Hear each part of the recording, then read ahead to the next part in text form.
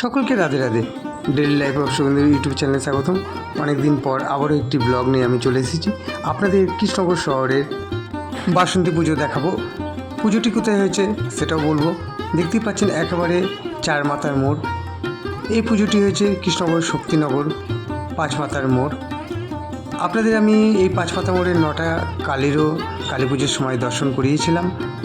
চলুন পুজো মণ্ডপের দিকে যাই, আপনাদের আমি সামনে থেকে দর্শন করাবো খুব সুন্দর করে।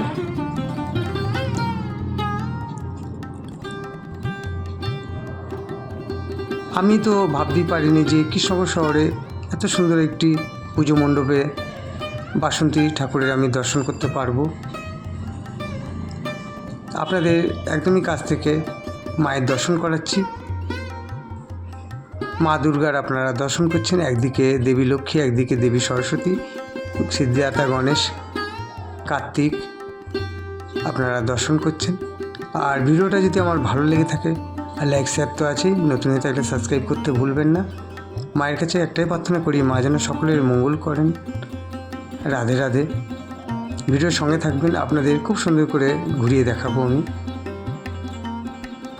2026-এ আমি শুভেন্দু চেষ্টা করলাম, আর সবসময় তো আমি চেষ্টা করি আপনাদের মন্দির এবং বিগ্রহের দর্শনের।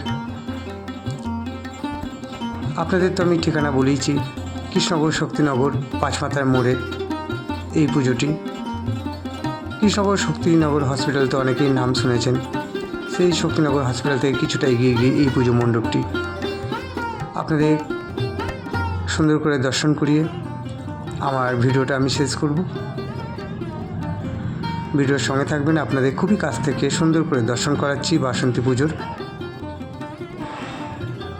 আজকে ভিডিওটা কেমন লাগলো কমেন্ট করতে ভুলবেন না। আপনাদের আমি ঘুরিয়ে দেখাচ্ছি পুজো মণ্ডপটি। এই দেখুন, এখানে পুজোর সময়সূচি দেওয়া রয়েছে, সেটাও আপনাদের আমি দেখালাম বাসন্তী পুজোর।